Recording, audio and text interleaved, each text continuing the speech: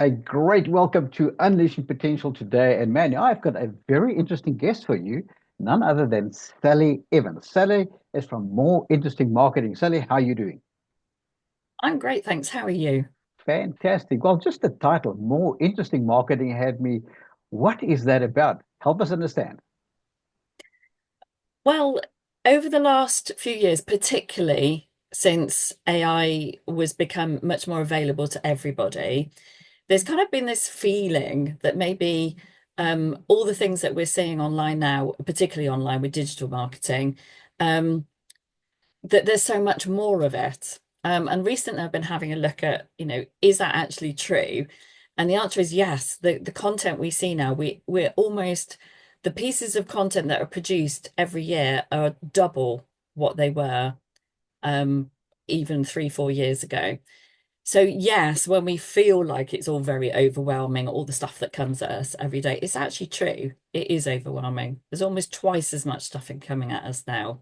Quite And correct. what I see amongst it all is that a lot of it is really actually quite the same. There's nothing that actually really stands out.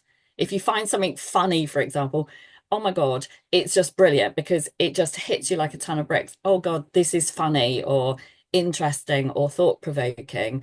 But the rest of it, not so interesting. Well, when it comes to artificial intelligence or AI, it certainly has gripped our attention and has changed the way that we used to do business. But it also has influenced communication. Now, if you think about it, before we had WhatsApp as a communication medium and we were just used to send emails, we would actually respond at a time appropriate to ourselves. But we now find that we're opening ourselves up to communication to market ourselves, market our businesses through mediums like WhatsApp. And everybody expects an answer now and in the immediate. And literally, it's become a very controlling environment. Have you experienced the same? Yeah, for sure. I mean, even just thinking back over since I've been in business, which is, 20 odd years ago, um, 20 years ago, my inbox, there was probably, three or four pieces of email every single day. And I would get the majority of things that applied to me in the post. Okay, so now when I look at my inbox, you have to be really special to be in my inbox because it is so crowded in there. And that applies to all the other things sort of digitally that I speak to people, whether it's text messaging, like you said, things like WhatsApp, Messenger, all the different ways that people can get hold of us now. It is overwhelming. So now if you wrote me a piece of post, an actual physical letter, I would be much more inclined to open it than I was 20 years ago. But if you send me an email, yeah, you have to be quite special for me to open that. I So love yeah, that. I've experienced the same. I love that because that is really, in a sense, managing your own time because there's so many hours in a day. But you're managing yourself, saying, "I will choose what I dedicate my time to." Well, that's in a way marketing yourself very cleverly in terms of saying, "I will choose who I interact with." Now, that is Yeah. very special. That means it's by arrangement, and it surely must tickle your interest. Now, if it's not of interest to you, why would you do it, right? Yeah, for sure. And some people are now calling it permission marketing, where Oh. it's, do you have my permission for me to actually come into your world? So instead of, pushing a lot of stuff at us, which I said that content can be so overwhelming because yeah, I'll come back to that part. But it's all being pushed at us. So the permission part of it is would it be okay with you if I send you an email? So that's what people are referring to now as permission marketing. I think that is actually quite succinct in terms of getting everybody on the same page. Well, do I have your permission to ask how you approach marketing? Go for it. Yeah, I think because there is this real well, we really now have all the tools, like you said, at our fingertips for us to produce a lot of our own marketing without having to involve a lot of other people that maybe the time, the expense of working with other people. I'm thinking people like copywriters, photographers, even marketing strategists, people like that. We have a lot of the tools now that we can all use. So we are. But that doesn't mean to say we should. in all occasions because the biggest problem I see is that people just take what they're given and they don't actually make it about any of their personality, anything like that. They literally are not using the tools to be able to promote their business. So, what I kind of think is that at the moment, people's personality and their business personality is their biggest asset in marketing. So when I say that, I mean, so you can use all of these tools for sure, Yeah, but unless you are an incredibly dull person yourself, why would you produce dull marketing? Because that's not you. Unless you are accidentally the most dullest person on the planet. But even that could be done with some humor. true. So why do we not actually use the tools to make things that are more interesting, that are engaging, that are actually interesting to potential clients and to our clients themselves? Why do we just insist on using the tools to produce more of something that actually it's just more? More isn't going to get you anywhere. Correct.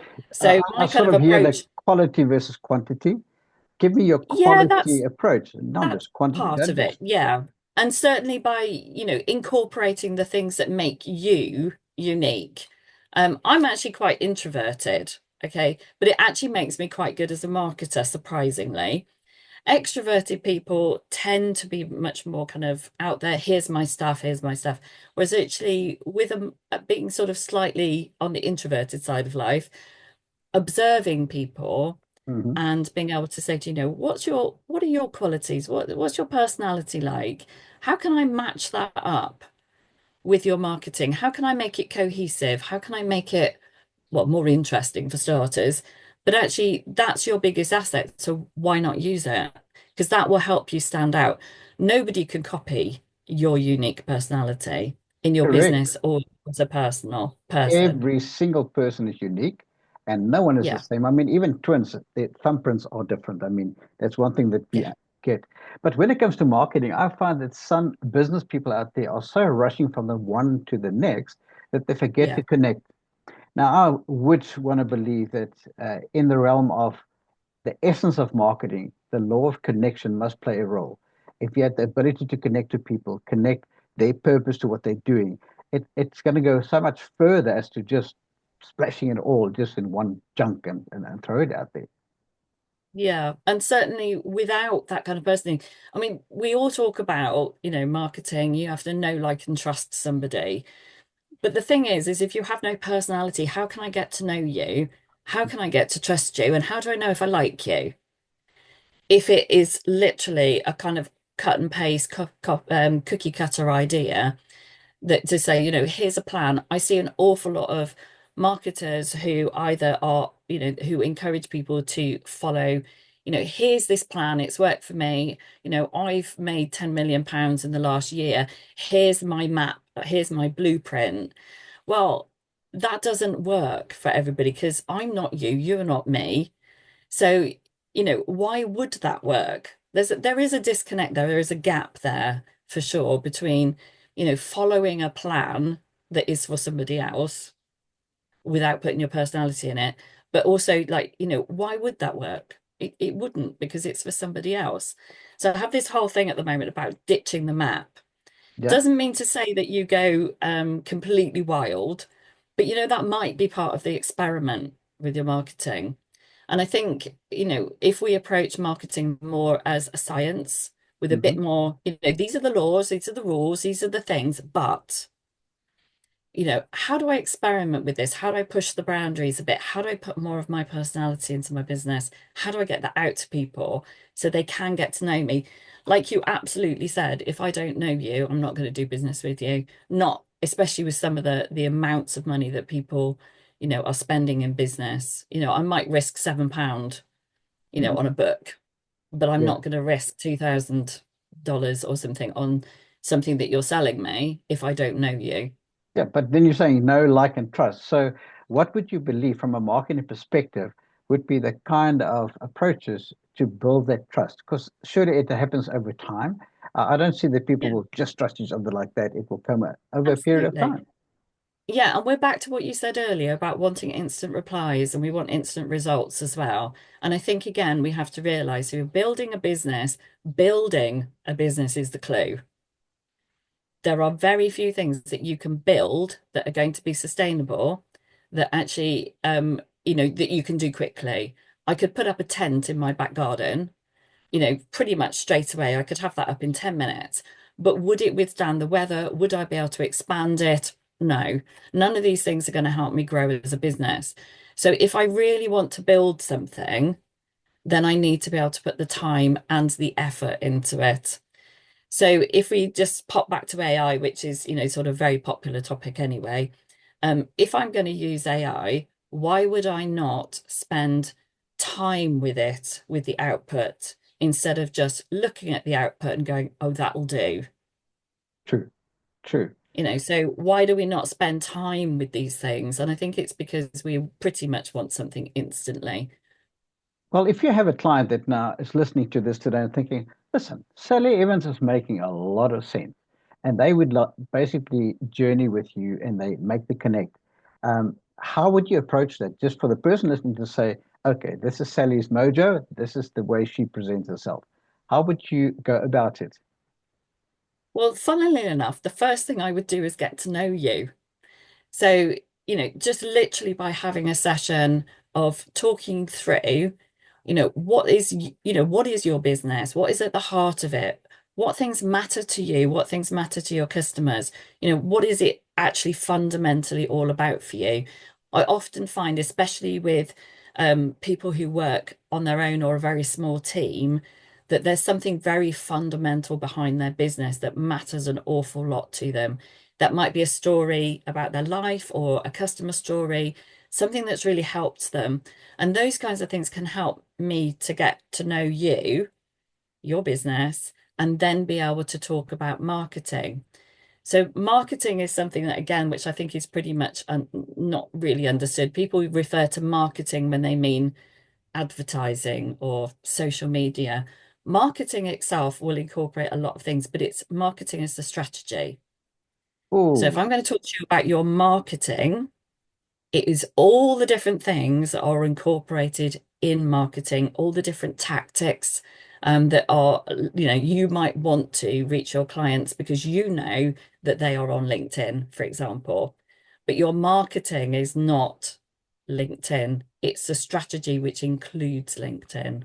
oh, that's beautiful. I'll be honest with you, because people, I think, are shooting at anything today, whether it's Instagram, LinkedIn, Facebook, and hoping it sticks, like throwing mud on the wall and hoping it sticks, Mhm. but it will gradually just dwindle down. But as you say, it's a strategy. So I take it that Yeah. you will interview a person, find out more of Yeah. who they are, how they like to conduct their business, and then say, well, how can we put a succession or a sustainability plan in place in terms of you won't be around just for 3 months, but for 3 years, but that will take strategy. And obviously, Yeah. it always starts with people. What is your vision? What is your mission? Where do you want to go? But in essence, what are you going to do as a unique selling proposition that others won't necessarily do? Why would people come to you? And I take it you've got the ability to help them build that out from a marketing perspective to say, let's put some meat to it that people really understand what you offer.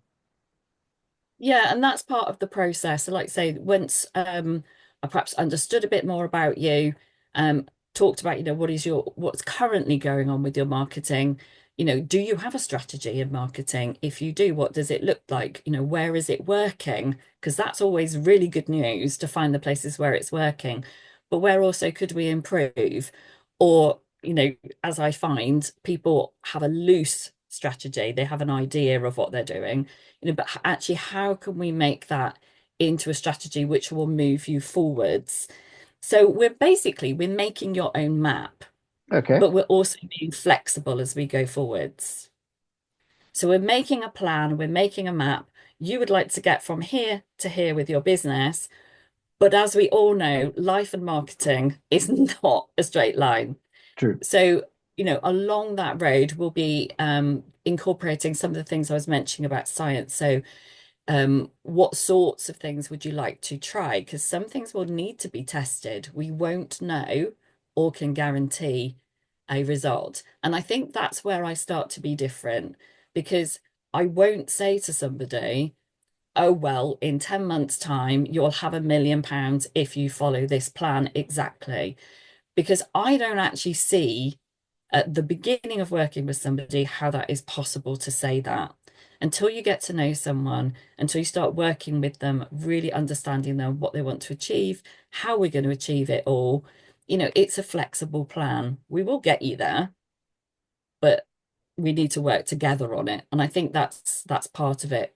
A lot of people don't understand things like, looking in their metrics, looking in their statistics behind their marketing. So we do an awful lot of practical things in there as well. I was going to go there because So for that's me, it. measurement surely of where are you experiencing success. I mean, for instance, I looked at my YouTube channel and I saw that I've got four different approaches. But on the one approach that looks so neat and tidy and well presented, zero links, zero people going there. And in other words, there's something wrong with it. It looks $1 million, but it's not what they want because it's not marketing in the way that actually is appealing to them. And that was a hard apple for me to crunch. That they don't necessarily want what I'm force feeding them. So with your marketing, would you actually then have like kind of call milestones or checking points over a certain period and say, let's check whether you were effective and let's look at the measurements. Yeah, I think measurements are just an ongoing thing. I think a lot of people don't understand what they need to measure. They may be measuring something like likes and views, but they're not measuring the actual outcome. So, one of the kind of niche areas that I work with are people who write business books or speak about business or the topics that they're a thought leader on. Um, so, one of the measurements we have is say you've sold 1,000 books, and the purpose of the book was to bring in more business. And that's very key. The purpose of the book was to bring in more business. You sold 1,000 books. How many clients have you got? And they're like, well, I sold 1,000 books. It's like, yeah, that's great. Hmm. Very pleased for you. Sold 1,000 books. But the purpose of the book was to bring in clients. So how many clients have you got? And most of the time, the answer is, I don't know. True. Well, I was I thinking to have a myself, I mean, feeling. I've They got have a books out there and I'm feeling. thinking, how would I measure? I know how many books are sold, but how do I know whether it literally has brought me new clients? That's a good point. Absolutely. And if the purpose of the book was to help the person, or the purpose of the speaking engagement is to help the person to get more clients, there has to be measurements in place. But what do you measure? And how do you measure it? How do you bring people, especially with something like books and speaking, where there is a physical gap between the person and their audience? So if you're selling books, say, through one of the popular book selling websites like Amazon, you can't then send them things about your business because they haven't given you the permission to do it. True. And if you did, you're just chucking stuff at them without permission. So what are they going to do? They're probably just going to hate you. So it's making a bridge between the authors, speakers, where there's anywhere where there's a gap between the business and the audience, we kind of figure out what bridge do we need to build? What does that actually look like for you around everything to do with your business, your values, your customers, what they like, what they don't like. So there can be some very obvious ones like you can literally Google or put into one of the chat things, um, build a book funnel, Okay. And that will and help you can people. get a plan. But it may not be, yeah, it may not be right for you to build that particular thing because it might not be right for your customers, it might not be right for your business itself. So again, it's everything is very personal. What would be good for you? What do you need to measure that makes sense for your business? How do we measure things? How do we build bridges to bring people who are buying your books into your world with their permission so that you can say to them, here's some other things I could do to help you. Would you like to work with me on this? Well, let me give you a real life situation. We've got a book out there that has reached, yes, the copies have gone out, and it is to help people, but the title is about discipline. And you heard the statement, give people what they want, and then after you can give them what they need. Now, ultimately, the book about um, the disciplined lifestyle is what people actually need. But when you mention the word discipline, they go like, no, thank you, don't want to get there. And I found it, the title, which we thought as a group of people was actually so smart, from a marketing perspective, wasn't that smart. Because who's going to admit I need better discipline physically, I need better discipline financially, et cetera, et cetera. And I've just found that that became an oxymoron because the very thing that we know they need, well, we need to find a way to tell them what they want in order to get them to what they need. So how would you Yeah. turn that around? Be practical now and help me understand what one Okay. can do. So let me ask you first of all, when you chose the title for the book, you said there was a group of people. Who was that group of people? Well, we were literally six authors who got together and we realized Six that, authors. yeah, Okay. yeah, Were any of them your target market? yes, they were actually the target market, and that's absolutely who they were. So they were the right kind of Okay. people. The authors were the target market of in itself, Okay. So the discipline applies to the authors. So all you of them. came up with yeah, so you came up with the title with them. So I would go back to that part of it to start off with and dig an awful lot deeper into what is behind the need for them to have more discipline. So literally have some more research with people. It could be people who've bought your book and find Yeah. out, well, you've overcome the fact that it's called discipline. What made you do that? What was the real thing that you were struggling with? What was the real thing you wanted when you thought discipline was a good idea? And Because start there again. all of them wanted to take what I call the niche area that they're good at and help people. So take the one, financial discipline. This person knows finances backwards, has been successful, and wanted to help people with how do you get your financial discipline correct so that you have a short-term, medium-term, and a long-term plan, that you have cash flow, and to realizing cash flow is cash flowing in, cash flowing out. But yet, the moment we say we want to help discipline you in terms of better financial management, the people go, why must I admit I've got a problem? It's like, I don't want to admit I've got a financial problem, but I need it. And then the same was for the person, say physical discipline. I mean, how many times have you started to diet, started to eat right for a short period of time, and it's just not worth it, and they give in. Whereas Yeah, the disciplined lifestyle was there to say, if it becomes a way of living, well, it's a different story. But we just found that those who get into the book love it, but those who yeah. need to get to the book, like, why must I admit I've Yeah, got a and problem you with discipline? yeah, I would still go back to the research because everything you've just said to me says you need to do some more research here, or we need to do some more research here, because you're missing the fundamental point. Why the heck do I want to get my finances in order? What's behind that? What's deeper to that? In my case, at my age, Yeah, I'm looking at legacy. I'm looking at what do I leave my children? yeah. I'm looking at legacy in the terms of what do I leave the world in terms of impact. And some of that requires me to have my finances in order for me to be able to free myself to have the impact I want. Why do I want to have my finances in order? So, in order then to take people through the stages, if I start off with because I want to leave a house for my children. I want to be able to help them buy their house. So I need money to do that. There's a big thing with my children at the moment. I want to be able to give you the money to set yourselves up so that you can have a more relaxing lifestyle. You can enjoy your life. That's what I really want for you, because then you can make really good choices. So therefore, this is going to be great for you. You can make the choices because you're free from all the financial burden of having to buy the house in the first place. So there's my real why. Your solution is you need discipline. So Correct. how do you move me from, but in my heart, all of this is about leaving something for my children, to you need a book on discipline? You make me think of Simon Sinek's Why from the inside out, Yeah, not outside in. absolutely. It really just Absolutely. resonates with me because the thing is, we know that a person has been battling with weight loss. have tried very many recipes, and then just one day something clicks and they start losing the weight. And maybe their why was crystal clear so that I can live longer to spend time with my children, or maybe the Yeah, dream of what they can do comes into clear absolutely. focus. And I must say, there was Yeah. a learning curve for myself and the other authors to like, but once people are in it and we workshop it, they love it.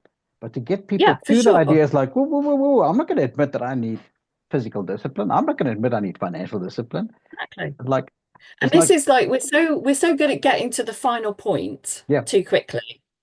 So again, it's like jumping to the point and saying, well, you need discipline then. No, no, no, they don't. Not at this point. What they need is empathy, understanding. How did you come to discover that discipline was the answer to, say, weight loss or, financial difficulties? How did those authors come to it? And taking people through that journey, which is personal yes, often, yes. will create the connection, will build the bridge, and allow people to say, oh, actually, you were once like me. You know about me. You understand that I need to do this because I feel so rubbish about myself if I need to lose weight, or, it goes back to something else. So I think actually, again, it's put the book away and actually focus on building the bridge with the person, which means really understanding and empathizing and taking them through the journey and the understanding of why discipline is the answer that they need. That is marketing, Well, you see, taking them on that journey across that bridge. some people think that sales is marketing and it ain't. Sales is No, something and that's not totally sales. different. The sales is when you get the book out Yeah, and say, would you like to buy it? correct. So right up to then, I'm not talking about the book. I'm talking about how did I arrive at discipline being the solution to your problem? Well, I That's can the tell you one thing, marketing. Sally, just this last example, even into my own life, has been very, very valuable. And I'm sure that people are listening to this going like, hold on. Sally Evans does approach this from a different angle, and that's why it certainly is more interesting marketing. And I love your title because it is more interesting because it's more about you. It's more about finding out the why inside out. It's like, are you doing this for legacy? Well, then maybe this is how you attract them. Um, if you are financially healthy, if you're physically able, then maybe you can leave a legacy that's going to make a lasting difference. But in order to get there, you might have to put in some elbow grease to get your finances in Yeah, order, get your cash flow in and out, get yourself at a healthy place. Because no one wants to be the next Mr. World. You just want to be healthy. You just want to live. And I think yeah, that is the average person out there. yeah. And now you could get your book out and tell me it exists because what you told me before about the book, I wouldn't have bought it. But now I understand why I need it and why that is the solution. Then, I'm much more likely when you do the sale for me to say yes. So I think it's all about this process, stop like following these kind of blueprints of I've written a book, so therefore this must happen, and actually follow along a little bit more of your own path, but definitely with your personality and your whys and their why as well. Yeah. That's all about building that bridge. And the truth was that we tried to give a hint by the subtitle, and that is behavior modification or self control through behavior modification. But that again was an admittance. I need better self control in the area of Mm, finance, in the area of like, yeah. screw you. I don't want to tell the Yeah, world that. absolutely. So I'm not going to pick that Yeah. off the book because I mean, who was going to see me buy this book? And Yeah. valuable Yeah. lesson that we learned. You know what, Sally?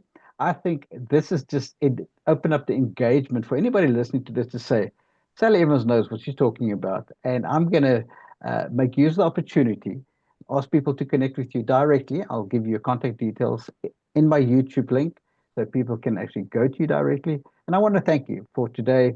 Was really a great value add in terms of marketing in a different, more interesting way.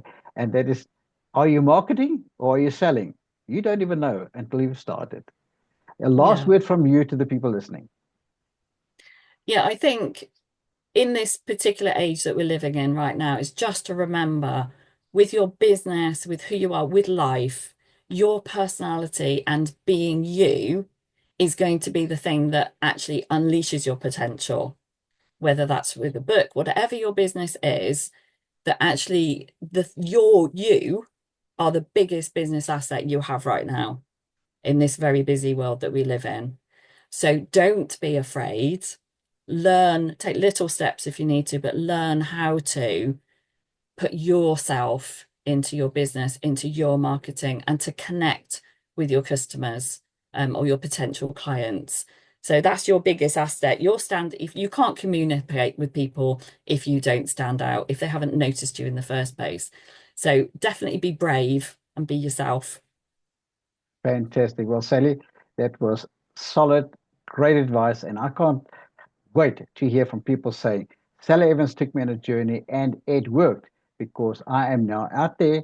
I'm on the map because I did things the better way, in a more interesting way. So that's Sally Evans. I'll say thank you. And remember, if you're listening into this, unlock your full potential by going the next mile. Go for it.